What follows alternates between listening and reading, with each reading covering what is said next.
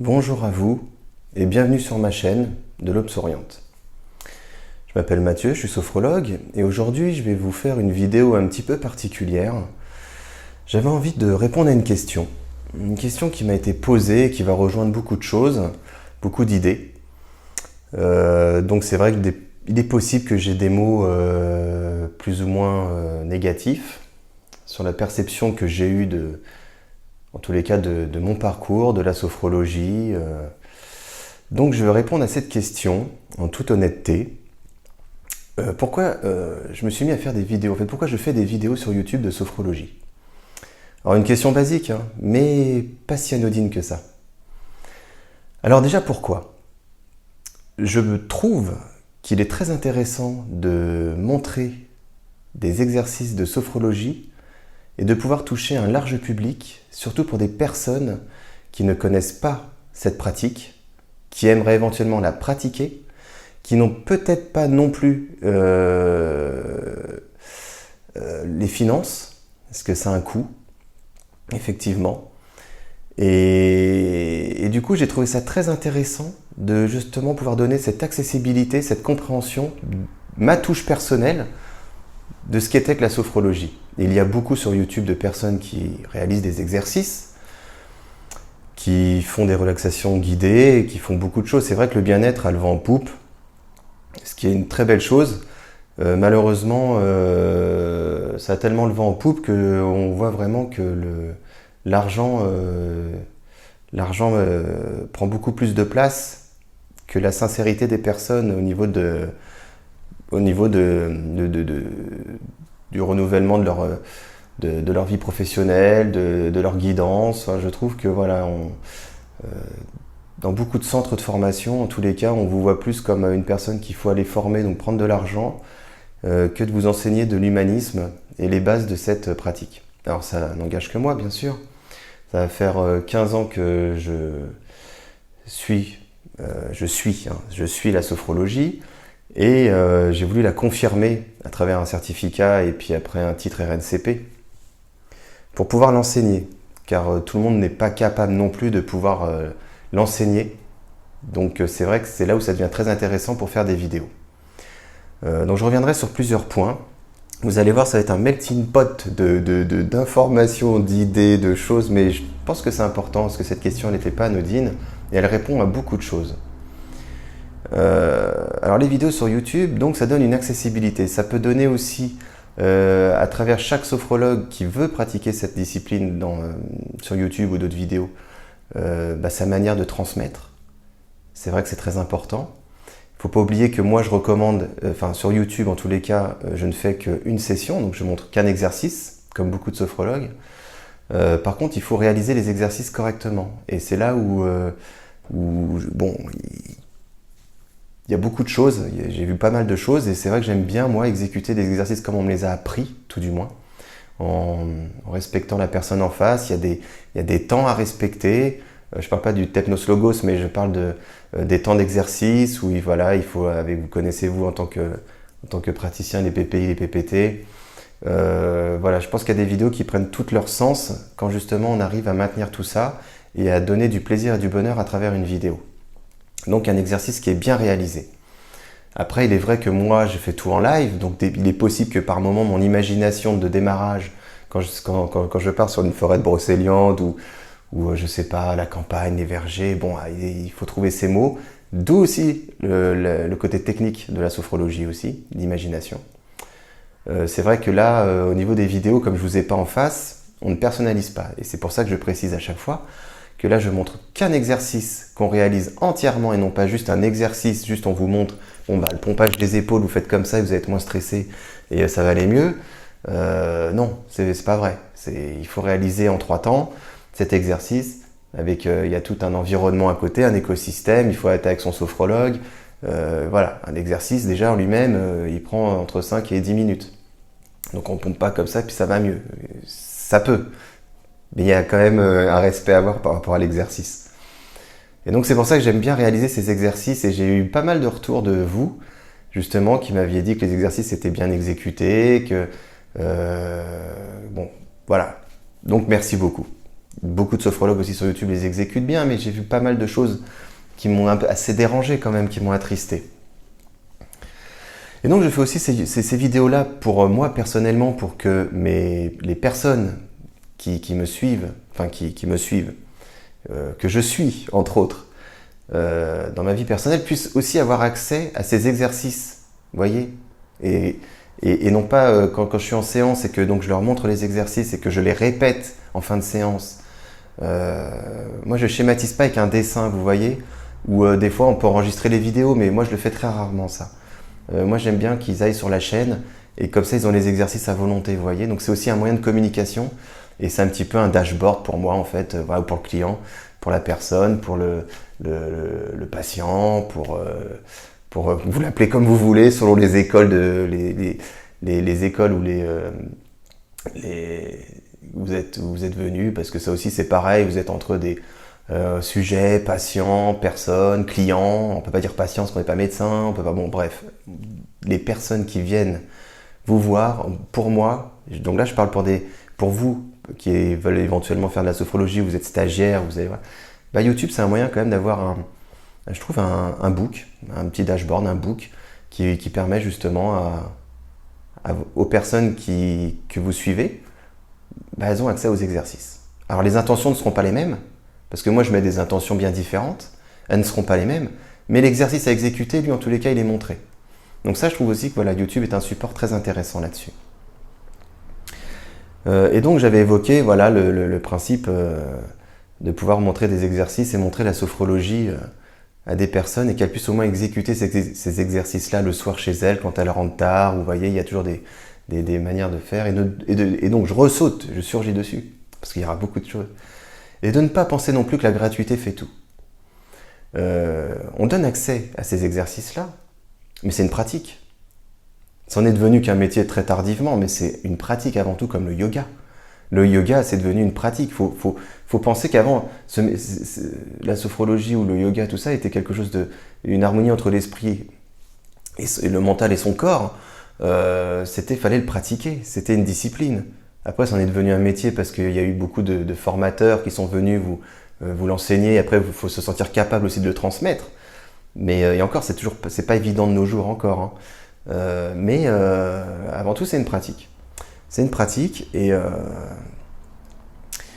donc je pense que ça, voilà, c'est important de la montrer et de la réaliser. Et donc, ce qui concerne la gratuité, à partir du moment que vous montrez un exercice, bon, jusqu'ici, si on peut rester dans le bien-être et la bienveillance de chacun et que les personnes qui rentrent tard le soir ou tôt le matin ou qu'on en ont besoin parce que là, psychologiquement, elles sont fatiguées et elles n'ont pas le temps de se déplacer, elles peuvent avoir accès à vos exercices. Au moins un exercice ou peut-être une intention qui était donnée pour elles va correspondre justement. Et ça peut toujours être sympa. Après, la gratuité ne fait pas tout. Pourquoi ? Parce qu'effectivement, quand vous suivez une personne ou un groupe, mais en physique ou même en Skype, et que ça a été un voulu donné par la personne qui a voulu vraiment passer par un sophrologue, la gratuité, effectivement, et c'est une réalité, il ne faut pas la pratiquer, puisque effectivement ça amène à ce que les personnes puissent s'en désintéresser ou ne vous prennent pas au sérieux. Et ça, c'est un fait, comme tout, de toute façon. À partir du moment que c'est gratuit, on s'en fout. Donc non, pas de gratuité, vous faites vos prix, après c'est à vous de voir. Après, tout dépend de quelle région vous êtes et puis après quel prix vous voulez exercer. Mais effectivement, sur ce point-ci, je suis entièrement d'accord avec vous. Donc, pourquoi les vidéos sur YouTube ? Voilà, tout simplement parce que ça amène une accessibilité à des personnes qui ne connaissent pas cette discipline. Et encore, moi, je ne suis pas un professionnel. Je veux dire par là que ça fait pas 40 ans que je fais de la sophrologie, vous voyez. Donc après, il y a vraiment des maîtres, on va dire entre guillemets, qui maîtrisent ça.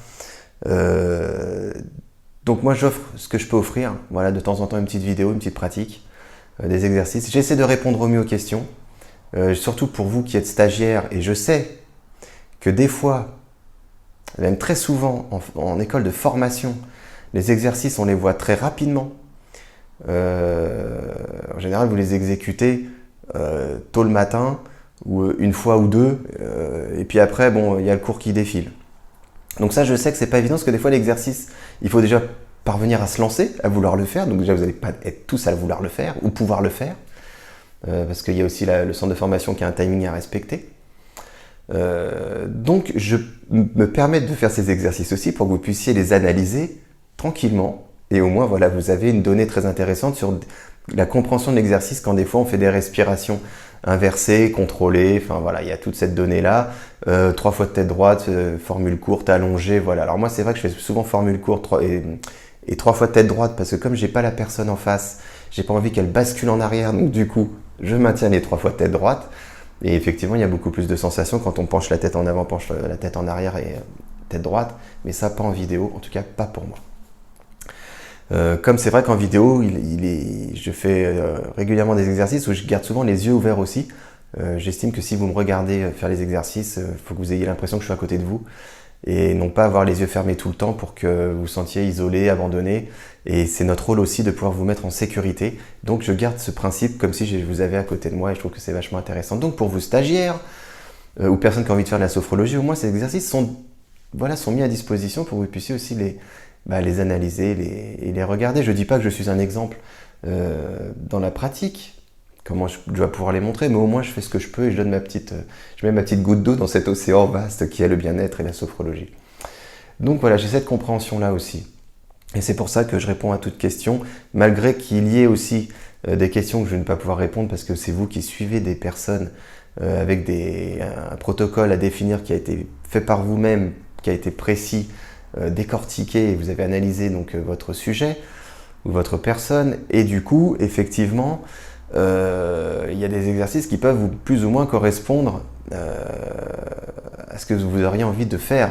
Donc moi c'est vrai que des fois quand vous me recommandez des choses, vous me demandez des exercices, bon, moi je vous oriente sur des exercices mais je ne connais pas après finalement et chaque sophrologue, à chaque fois vous allez prendre 15 sophrologues, les 15 vont pas faire les mêmes exercices. Bon, 15 ça fait beaucoup, peut-être qu'il y en a 2-3 qui vont se rejoindre. Mais à chaque fois, chacun va choisir des exercices sur des tensions différentes. Enfin voilà, il y a des choses qui vont être plus ou moins, et ça c'est ce qui est formidable, c'est la personnalisation justement de tous ces protocoles. Bien sûr, après avoir fait une anamnèse de maître et d'avoir posé les bonnes questions. Et ça, par contre, l'anamnèse, pareil, c'est un entraînement. Donc je reviens là-dessus aussi parce que la sophrologie est quelque chose qui est une pratique formidable, qui en devient un métier, mais c'est pas évident. Je préférerais pas être langue de bois, c'est pas évident du tout. C'est quelque chose qui faut s'installer, ça coûte cher, les pas de porte, donc il faut avoir un peu d'argent de côté, il faut avoir un renom, faut pratiquer régulièrement, parce que, alors, vous voyez, pareil, je veux pas me mettre aux foudres les gens, c'est normal, mais la sophrologie, quand vous êtes en formation, quand vous faites, ça dépend après si vous la faites sur 3 mois, 6 mois, 1 an, 2 ans, bon. Alors ça, je mets des guillemets parce que, pareil, je discutais avec une personne et puis une sophrologue qui me disait entre autres qu'elle avait fait une formation de 2 ans de sophrologie dans une école. Je dis, bon, c'est chouette et tout. Et du coup, je lui dis, mais alors 2 ans, c'est 2 ans, 8 heures par jour, 5 jours sur 7. Non, c'est 2 ans, c'est une journée tous les 15 jours pendant 2 ans, vous voyez. Donc, voilà. Donc si vous voulez, le 2 ans était tronqué un petit peu. Donc je veux bien comprendre le 2 ans, mais sachant qu'il y avait des... Bon, voilà, c'est... Bon, bref.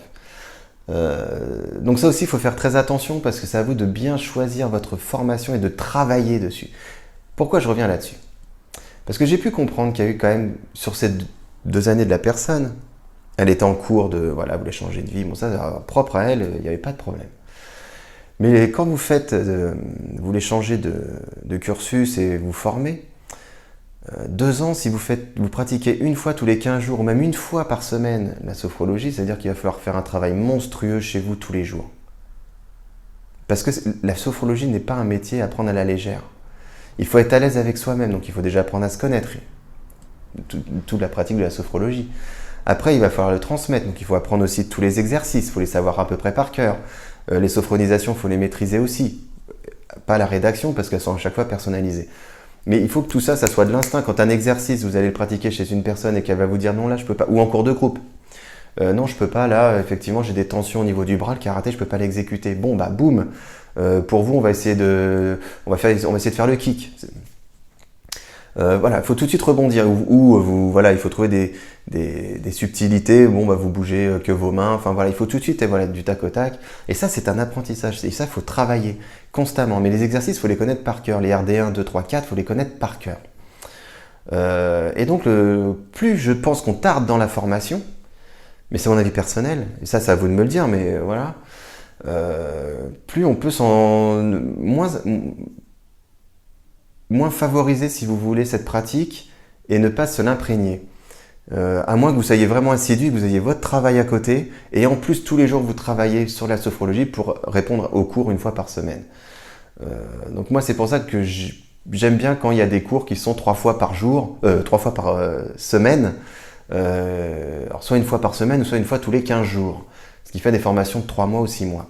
Et pendant ce moment-là, vous travaillez constamment, tout le temps, sur la sophrologie. Mais tout dépend de la vie de chacun.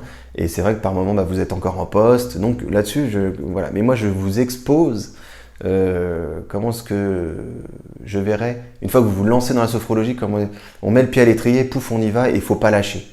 S'il y a toujours des moments avec des tentations, des choses, vous prenez ça, voilà, c'est un petit peu trop loin au niveau des... Bon, je trouve qu'il y a trop d'éléments perturbateurs qui font que ça risque d'être un peu plus long. Donc je revenais sur cette pratique de dire que voilà, ça faisait 2 ans que j'étais en formation et que finalement, valait mieux qu'une personne reste 3 mois en formation, elle aurait appris beaucoup plus vite, ou 6 mois, que 2 ans. Et encore, elle a tenu et j'ai dit bravo. Donc voilà le but de toute cette vidéo en fait, puisque j'avais envie de me confier un petit peu aussi à vous-même et c'est normal. Et comme j'ai pu voir aussi des personnes qui effectivement, mais si tu l'expliques, et ça c'est ça très intéressant. Quand j'ai passé moi ma formation, donc je l'ai payé. Pourquoi est-ce qu'on fait, je vois des sophrologues faire des vidéos sur YouTube et qui mettent les exercices au bout du jour comme ça, qui donnent des outils au vu de tout le monde. Et ça, je n'avais pas trop cette compréhension-là, je l'admets, au début, j'avais pas trop cette compréhension-là. Mais après, je me suis rendu vite compte que, oui, mais t'es pas en séance. Une séance n'est pas un exercice que l'on fait en vidéo.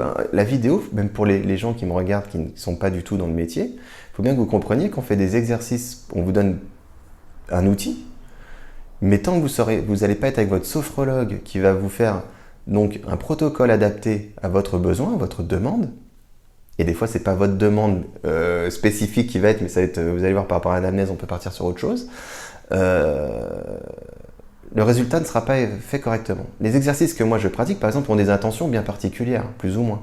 Donc il est vrai que des fois ça ne va pas vous toucher. Et donc là, vous allez me dire, oui, mais ça ne marche pas bien, mais oui, parce que cette intention n'a pas été faite. Et nos séances en découlent d'une histoire, en fait, où nous avons 3 exercices où nous devons, tout doit être en cohérence. C'est une belle histoire qui nous amène à une sophronisation. Donc tout ça prend 1 heure, 1h15, 1h30, peu importe. Et c'est vrai que là, vous allez vraiment, on va en tout cas nous répondre à votre demande. Et votre séance, va être exécutée si vous voulez du bien-être, de la relaxation ou du dynamisme ou traiter une phobie. Voilà, on peut faire pas mal de petites choses. Donc les exercices comme ça, voilà, je me suis rendu compte que bon, effectivement, oui, on donne que un petit peu, mais on donne quand même un petit peu. Donc c'est pas négligeable. Et de voir qu'à force qu'on donne, les sophrologues donnent, finalement la sophrologie, tout le monde sait faire, tout le monde connaît, mais c'est pas vrai. Ce n'est pas vrai. Je prends un exemple. Beaucoup de tutos, pareil, les mécaniciens, il y en a beaucoup, il y a pas mal de garages. Bon, et sur YouTube, vous regardez comment changer une plaquette de frein. Ça on vous en montre, il y en a 40 000. Est-ce que vous allez être capable d'aller mettre votre chandelle en dessous, dévisser votre roue, aller acheter la bonne plaquette de frein, la démonter, la poser? Je dis non. Je vous dis non. C'est que quelques personnes qui vont être capables de faire ça. Comme des tutos qu'on peut voir régulièrement. Alors par exemple, qu'est-ce que je peux faire? Admettons, poser du placo. Il faut être un peu du milieu pour poser du placo. Railler, ou pas, ou coller, il y a des techniques. Pour le BA13, vous voyez, il y a plein de petites choses comme ça. Donc ça ne remplace pas un sophrologue. Donc on ne remplace pas un corps de métier. En résumé, c'est ce que je veux. Donc j'ai voulu mettre cette petite touche-là. Et donc après, j'ai compris que finalement, YouTube était un support comme un autre. Et que si je pouvais donc contribuer à ça, ou que ça soit pour des personnes que je suis, pour des personnes qui sont en stage, qui ont besoin juste d'une petite confirmation, parce que vous êtes aussi confirmés, vous allez devenir des sophrologues, sur des exercices ou pas, je voulais aussi pouvoir vous aider et vous donner un petit peu ces petites informations, si au moins, tout du moins, ça vous a permis de les avoir correctement. Voilà. Après, est-ce que moi, personnellement, je ferai toute ma vie sophrologue? J'en sais rien. Pour le moment, c'est sur mon chemin. Comme je vous expliquais, ça fait très longtemps que je suivais la sophrologie. J'ai voulu la confirmer, la pratiquer du fait d'un accident de vie, ce qui se retrouve beaucoup dans notre parcours, en fait, dans notre cheminement à nous, sophrologues. Un accident de voiture, hein, voilà, tout simplement. J'avais fait une vidéo dessus. Et après, est-ce que voilà, je partirai pas sur autre chose? Est-ce que je ferai pas autre chose? Je ne sais pas. Pour le moment, je me sens bien, je suis bien. J'ai trouvé entre guillemets une pratique, un métier qui me correspond pour le moment. Je suis pas exigeant. On relativise. Oui, c'est vrai que je tourne souvent la tête à gauche parce que j'ai des beaux arbres, j'ai des beaux acacias, j'ai des beaux tilleuls, enfin la nature, mes petits écureuils, enfin voilà.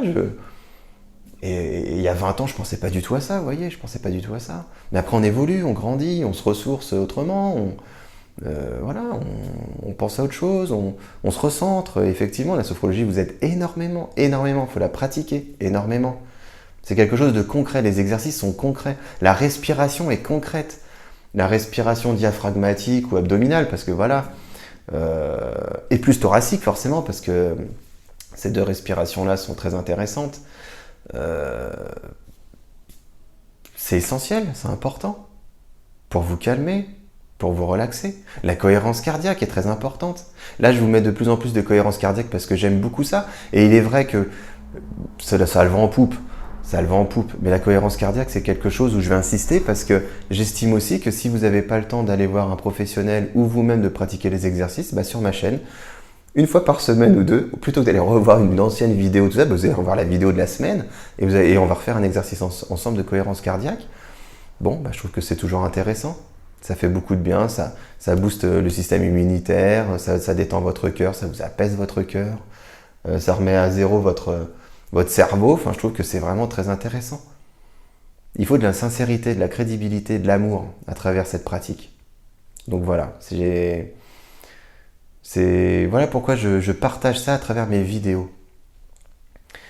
Et il y a un autre point aussi, alors c'est vrai que là j'étais perdu dans la beauté et l'amour, mais faudrait un petit peu plus de bienveillance aussi à travers les organismes qui ont un peu pignon sur rue de sophrologie. Alors c'est un petit coup de gueule, mais je pense qu'on est tous une belle et grande famille, que Dr Caicedo nous a réunis quoi qu'il arrive, nous a appris. Après que vous ne soyez pas dans ce courant de pensée, calcéidien ou pas, peu importe, c'est le maître. On ne peut pas lui en vouloir nous avoir enseigné cette pratique. Après que les courants de pensée calcéidiens, à vous de voir si vous êtes ou pas de cette école de pensée là ou pas. Mais en tous les cas, ça nous réunit quand même. Et on fait toujours un beau métier, car je pense que s'il y a de plus en plus de sophrologues, le monde irait quand même mieux, parce qu'on aurait des plus belles pensées positives. Donc j'aimerais bien qu'il y ait un peu plus de bienveillance et que ça arrête un petit peu de se tirer dans les pattes sur beaucoup de points. Toi tu as le droit à ton RNCP, toi t'as pas le droit, toi tu dis pas des belles informations, toi tu dis pas si c'est vrai mais c'est pas vrai. Moi je pense qu'il n'y a pas de dominant dans cette aventure. Vous voyez, il n'y a pas de dominant. Qu'on ait un RNCP, c'est important, mais pour moi le RNCP ne fait rien, vous voyez. Moi je l'ai effectivement, merci, je suis reconnu officiellement comme quoi j'ai suivi le parcours fait par l'école et donc l'État valide entre guillemets, c'est une reconnaissance nationale de certification professionnelle, enfin c'est quand même toujours valorisant et glorifiant, mais quand vous avez déjà votre certification de l'école, déjà vous êtes apte à pouvoir le faire, à pratiquer. Et donc c'est très intéressant je trouve de rester sur cette base et cette nature-là qui suffit déjà amplement pour pouvoir justement être sincère avec cette pratique. Mais faites votre RNCP, c'est pas ce que je dis.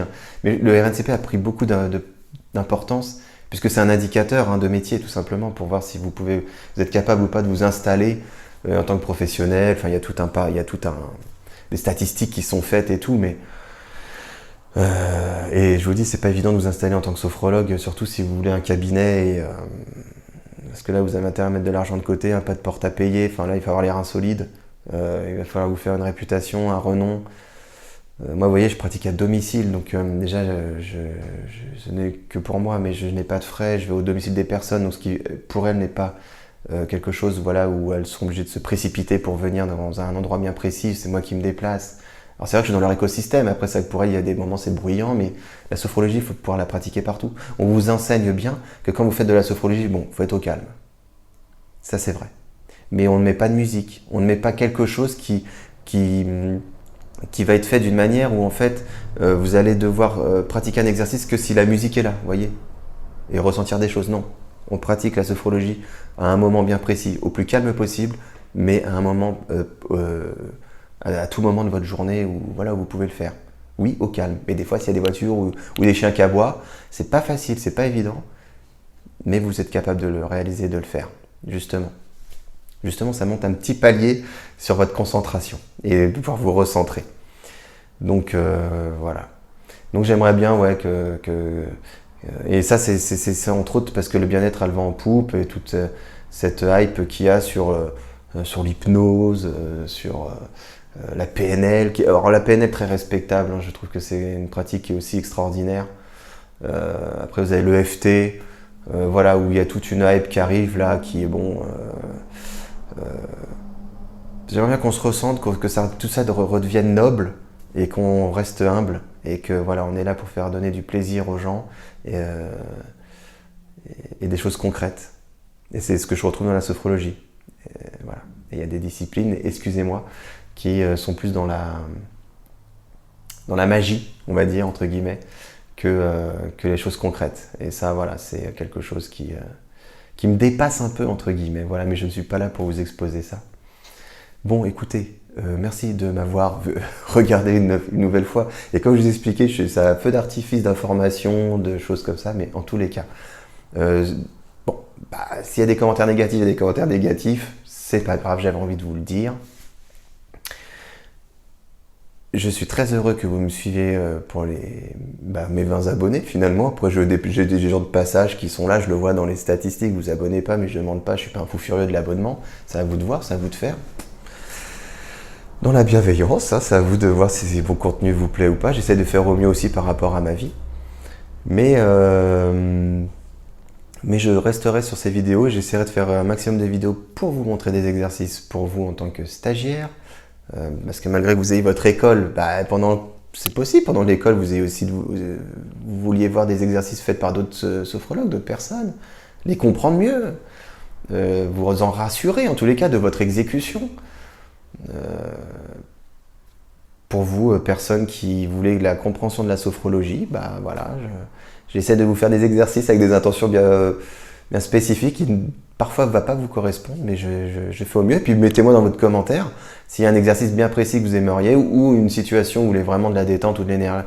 Voilà, j'essaierai de faire au mieux aussi. Et de temps en temps, j'essaierai de faire des séances entières. J'en avais déjà fait une séance déjà entière, donc forcément gratuite. Et ça m'a fait très plaisir de la faire, de la réaliser. Parce que voilà, c'est pas parce que je fais ça que j'expose quoi que ce soit. Non, ça m'a fait plaisir. Si une personne a pu comprendre comment on faisait déjà une séance entière de sophrologie, ça va peut-être lui donner aussi le goût et l'envie de pouvoir être suivi par un sophrologue à côté de chez elle ou voilà, à côté de chez soi. J'avantage pas. Mais il faut que les hommes se lancent aussi de plus en plus. Un métier qui est fait de beaucoup de femmes, c'est vrai. Et très très bien, vraiment, parce que vous avez une douceur, vous avez une compréhension, vous avez une sensibilité qui est exceptionnelle. Mais il y a des hommes aussi qui aimeraient, je pense, se lancer et qui des fois hésitent. Et moi, j'ai vu beaucoup d'hommes maintenant qui commencent à pratiquer la sophrologie et je les encourage.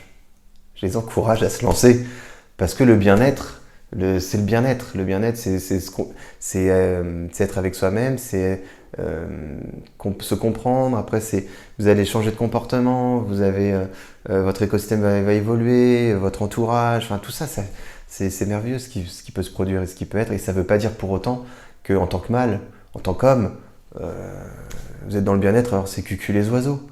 Pas du tout. Mais alors pas du tout. Bon, moi personnellement, vous voyez, je fais de la sophrologie. À côté, j'aime bien faire du tir de loisir. voyez. Donc j'ai des carabines, donc j'ai des choses. Est-ce que ça fait de moi? Non. Mais la sophrologie, c'est la sophrologie. C'est quelque chose de formidable, où on reste ancré avec cet univers, cette nature. Et après, vous avez votre passion, votre loisir. Vous pouvez faire de la voiture, vous pouvez être pilote de course, vous faites ce que vous voulez. Mais bon, voilà, mince. C'est peut-être moi qui me fais une idée, hein, finalement. Mais je demande au monsieur, là, faut se lancer. Faut se lancer, c'est une pratique extraordinaire. Bon, j'espère que j'ai un petit peu répondu à la question qui m'avait été posée pour que je faisais des vidéos sur YouTube et je continuerai à mon rythme, je fais ce que je peux. Il est possible que je dise des bêtises, il est possible que, comme je fais des vidéos en live, des fois je fourche, des fois les mots ne sont pas là, des fois mon vocabulaire n'est pas adapté. Excusez-moi par avance, mais je fais ce que je peux au moment présent et j'ai pas trop le temps des fois, donc c'est vrai que voilà, mais là j'ai pris le temps. Je vous dis à bientôt et je tiens aussi à remercier donc, les personnes qui me suivent. Émilie, Frédéric, j'ai Fanny, Stéphane. Ça fait un moment que vous me suivez aussi. Merci à vous de me suivre. Et après j'ai Célène Della qui a une très belle chaîne aussi YouTube. Là, vous voyez, il y a une chaîne, vous voyez sur mon commentaire de cohérence cardiaque, ça s'est fait hier, je sais plus trop, qui m'ont demandé une recommandation, des conseils qui font de la cohérence cardiaque. Bon, voilà, vous regardez le commentaire que j'ai mis. Merci aussi à eux de m'avoir mis un petit commentaire, c'est toujours sympa.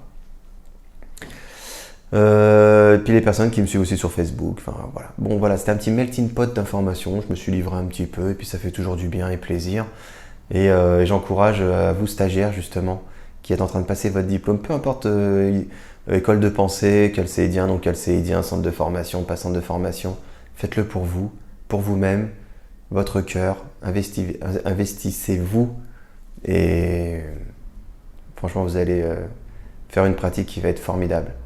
Et c'est pas une pratique de magie, c'est concret, les exercices sont concrets, on touche des organes, on fait parler le corps et après on fait aussi dire des choses au mental. C'est pour ça que j'adore la sophrologie. Je vous embrasse. Ciao, ciao.